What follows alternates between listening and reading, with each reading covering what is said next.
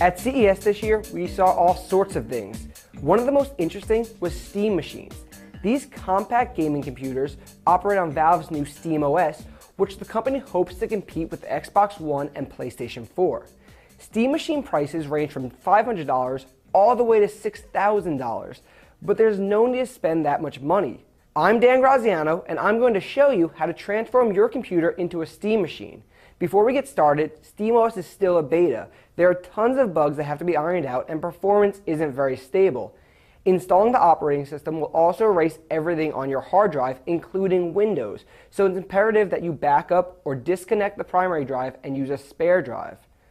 There are two methods to install SteamOS, an easy method and a custom install method. Today we'll focus on the easy one. Your computer must be equipped with an Intel or AMD 64-bit processor, have at least 4 GB of RAM, an Ethernet connection, and 1 TB of hard drive space. Your motherboard must also include UEFI boot support, which most motherboards from the past few years do.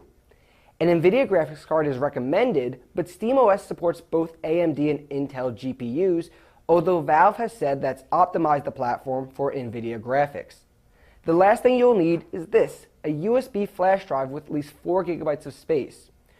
You'll start by downloading the official SteamOS image zip from Valve's website.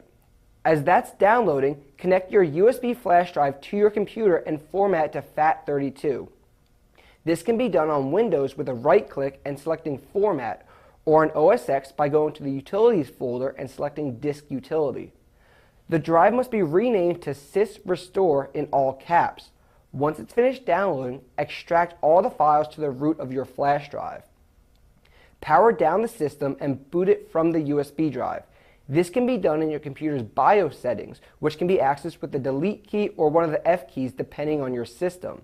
Click on the UEFI drive and select Restore Entire Disk from the boot menu. Let the system do its thing. When you're prompted to do so, hit the Enter button. The computer will then shut down. At this point, remove the USB drive and power it on. You should boot into SteamOS. From here, simply log in or create a new Steam account and begin exploring the operating system.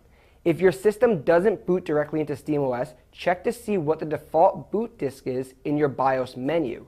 For more information and a link to the official SteamOS download, check out my article on howto.cnet.com. Like always, feel free to reach out to me on Twitter with any questions. I'm Dan Graziano for CNET. Thanks for watching.